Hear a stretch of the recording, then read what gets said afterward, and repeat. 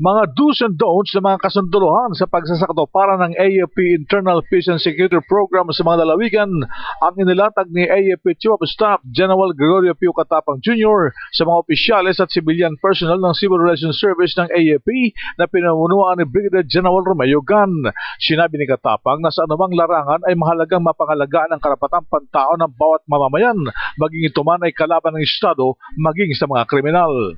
Dapat walang collateral damage, saka walang human rights violation.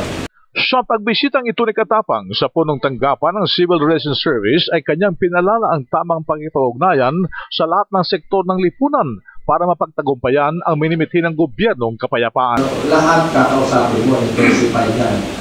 Simula sa ordinaryong magpapagdisal, presidente, lahat ng stakeholders, malaking role ng CRS doon. And then lastly nga, yung bayanihan team activities. Ayon kay Katapang, malaki ang role ng militar. Sila ay magsisilbing mensahero ng mga local officials para iparating sa national government ang mga nararapat na programa at proyektong pangkaunlaran sa mga kanayunan. Kasi ngayon, malaki na yung role natin. We will be able to identify the projects.